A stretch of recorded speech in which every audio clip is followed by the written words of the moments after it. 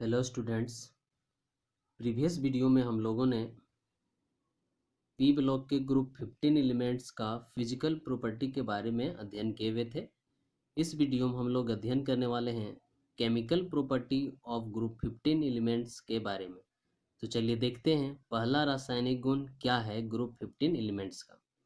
पहला रासायनिक गुण है रिएक्शन विथ हाइड्रोजन, कि हाइड्रोजन के साथ अभिक्रिया। तो क्या होता है इसमें कि elements of group 15 form hydride. तो ग्रुप 15 एलिमेंट जो है सो हाइड्राइड का निर्माण करते हैं, किसके साथ? तो हाइड्रोजन के साथ। हैविंग जनरल फॉर्मूला, जिसका सामान्य सूत्र होता है MH3। जहाँ पर M क्या हो सकता है? तो ग्रुप 15 एलिमेंट्स से M के जगह पर। वेयर जहाँ M इज इक्वल टू हो सकता है nitrogen, phosphorus, arsenic, antimony and bismuth. कहने का मतलब है कि अगर नाइट्रोजन हाइड्रोजन के साथ रिएक्शन करता तो NH3 बनता, अगर फॉस्फोरस अभिक्रिया करता तो PH3 बनता, अगर आर्सेनिक अभिक्रिया करता तो ASH3। इसी तरह से एंटीमनी के लिए SbH3 एंड बिस्मथ के लिए BiH3 का निर्माण होता। यह था आपका रिएक्शन विथ हाइड्रोजन। इससे देखा गया है कि एग्जाम में 1 नंबर का क्वेश्चन पूछा जा चुका है। क्वेश्चन पूछने का तरीका कुछ इस तरह से रहता है कि ग्रुप 15 एलिमेंट्स के हाइड्राइड का जो निर्माण होता है उसको उसके थर्मल स्टेबिलिटी के अनुसार, बेसिक स्ट्रेंथ के अनुसार या रिड्यूसिंग पावर के अनुसार डिक्रीजिंग या तो इंक्रीजिंग ऑर्डर में सजाएं। 1 नंबर का क्वेश्चन पूछा जा चुका है फाइनल एग्जामिनेशन में। उसी को यहाँ पर आंसर लिखा गया है कि NH3 आई नहीं है, यहाँ पर NH3 है नाइट्रोजन का hydride, PH3, ASH3, SbH3 and BiH3 सभी का हाइड्राइड लिखा गया है।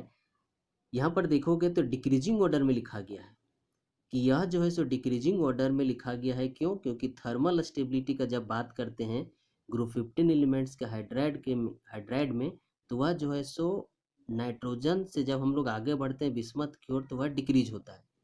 यह थर्मल स्टेबिलिटी डिक्रीज क्यों होता है? तो इसको जानने से पहले हम लोग समझते हैं कि थर्मल स्टेबिलिटी क्या होता है। थर्मल स्टेबिलिटी का मतलब है, ऐसे तो हम लोग जानते हैं थर्म का मतलब होता है हीट यानी ऊर्जा, स्टेबिलिटी का मतलब स्थिरता, कि कितना हीट तक जो है सो यह स्थिर हो सकता है, यानी कितने हीट देने के बाद यह मेल्ट हो सकता है या तो बॉयल हो सकता है यानी टूट सकता है। तो इसका आंसर हम लोग कैसे समझेंगे कि थर्मल स्टेबिलिटी नाइट्रोजन से बिस्मथ की ओर डिक्रीज होता है? तो समझते हैं इसको इस तरह से। यहाँ पर देखोगे ग्रुप में लिखा गया है कि नाइट्रोजन के लिए hydride, phosphorus, arsenic, antimony and bismuth का हाइड्राइड।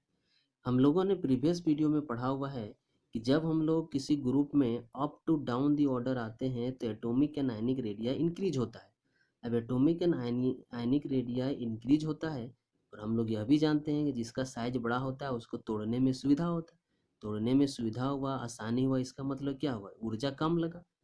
यानी कि एटॉमिक एंड आयनिक रेडिया बढ़ता है तो तोड़ने में आसानी होता है और ऊर्जा जितना लगता है वह घटते चला जाता है। तो थर्म का मतलब भी हीट था और स्टेबिलिटी का मतलब कितना देर तक स्टेबल रह सकता है हीट की वजह से। तो जैसे जैसे एटॉमिक आयनिक रेडिया बढ़ेगा वैसे वैसे उसका थर्मल या तो हीट जो कैपेसिटी है ऑब्जर्व करने का वह भी डिक्रीज होगा, क्योंकि वह जल्दी टूटने लगेगा साइज बढ़ने के कारण। वही लिखा गया यहाँ पर कि जब हम लोग ग्रुप में बढ़ते हैं नाइट्रोजन से बिस्मथ की ओर तो थर्मल स्टेबिलिटी डिक्रीज होता है। क्यों? तो due to increase in atomic and ionic radii. दूसरा है कि जब हम लोग ग्रुप में नाइट्रोजन से बिस्मथ की ओर जाते हैं तो बेसिक स्ट्रेंथ भी डिक्रीज करता है। बेसिक स्ट्रेंथ का मतलब होता है कि हाइड्रोजन लेने की क्षमता, कि कौन जल्दी हाइड्रोजन ले सकता है। तो यह डिपेंड करता है इलेक्ट्रोनेगेटिविटी पर, क्योंकि इलेक्ट्रोनेगेटिविटी हम लोग पढ़ चुके हैं कि किसी भी तत्व का वह एबिलिटी, क्षमता, जिसके कारण किसी दूसरे के हाइड्रोजन को या तो दूसरे एटम को अपनी तरफ अट्रैक्ट कर सके। यानी कि जिसका ज़्यादा इलेक्ट्रोनेगेटिव होगा, इलेक्ट्रोनेगेटिविटी जो ज़्यादा होगा एलिमेंट, उसका बेसिक स्ट्रेंथ ज़्यादा होगा, यानी H+ आयन या तो हाइड्रोजन एटम को अपनी तरफ जल्दी अट्रैक्ट कर सकता है। तो हम लोगों ने प्रीवियस वीडियो में यह भी पढ़ा हुआ था कि जब हम लोग ग्रुप में अप टू डाउन आते हैं यानी नाइट्रोजन से बिस्मथ की ओर तो इलेक्ट्रोनेगेटिविटी डिक्रीज होता है। अगर इलेक्ट्रोनेगेटिविटी डिक्रीज होता है तो हाइड्रोजन को लेने की क्षमता भी डिक्रीज होगा। वही लिखा गया यहाँ पर कि जब हम लोग नाइट्रोजन से बिस्मथ की ओर जाते हैं तो बेसिक स्ट्रेंथ डिक्रीज होता है। क्यों? तो due to decrease in electronegativity. तीसरा है कि रिड्यूसिंग पावर इंक्रीज होता है जब हम लोग ग्रुप में नाइट्रोजन से बिस्मथ की ओर जाते हैं। रिड्यूसिंग पावर का मतलब होता है हाइड्रोजन देने की क्षमता। हाइड्रोजन कौन आसानी से दे सकता है? तो हाइड्रोजन कौन आसानी से दे सकता है? तो जिसका जो जल्दी टूटेगा। तो जल्दी कौन टूटेगा? तो जिसका साइज बड़ा होगा। तो साइज किसका बड़ा होगा? तो हम लोग जानते हैं कि जब ग्रुप में नाइट्रोजन से बिस्मथ की ओर बढ़ते हैं तो एटॉमिक एंड आयनिक साइज बढ़ता है। अब साइज बढ़ेगा तो टूटेगा जल्दी, और टूटेगा जल्दी तो हाइड्रोजन जल्दी देगा।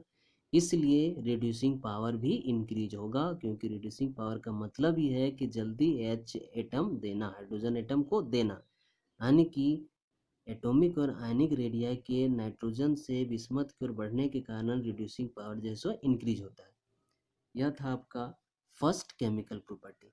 इसमें और एक ट्रेंड है मेल्टिंग और बॉइलिंग पॉइंट को लेकर, कुछ इस तरह से कि अगर ध्यान से देखोगे तो यहाँ पर जब मेल्टिंग एंड बॉइलिंग पॉइंट का बात करते हैं कि मेल्टिंग एंड बॉइलिंग पॉइंट का अगर हम लोग देखें ग्रुप में कि नाइट्रोजन से बिस्मथ की ओर बढ़ता है या घटता है, तो इसमें दो तरह से ट्रेंड है। देखो पहला कि जब नाइट्रोजन से फॉस्फोरस का बॉइलिंग और मेल्टिंग पॉइंट को कंपेयर करें तो नाइट्रोजन यानी NH3 का बॉइलिंग और मेल्टिंग पॉइंट ज़्यादा होता है पीएच3 से।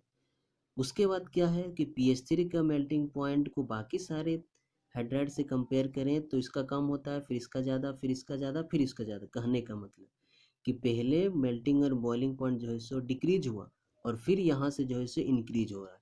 तो ऐसा क्यों होता है? सिर्फ नाइट्रोजन का ही बॉइलिंग और मेल्टिंग पॉइंट ज़्यादा क्यों है?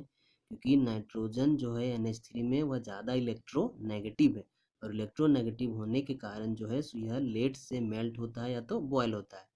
इसलिए यहाँ पर लिखा गया है कि NH3 का मेल्टिंग एंड बॉइलिंग पॉइंट ज़्यादा होता है पीएच3 से, और पीएच3 का बाकी सारे हाइड्राइड से कम होता है, और धीरे धीरे यह ग्रुप में नीचे की ओर इंक्रीज होते चला जाता है। तो यह कारण था कि बॉइलिंग और मेल्टिंग पॉइंट जो है सो इंक्रीज होता है जब हम लोग ग्रुप में जाते हैं नाइट्रोजन से बिस्मथ की ओर। लेकिन इसको ध्यान रखोगे यहाँ पर कि NH3 का बॉइलिंग और मेल्टिंग पॉइंट ज़्यादा होता है पीएच3 से, फर्दर उसके बाद जो है सो इंक्रीज होता है।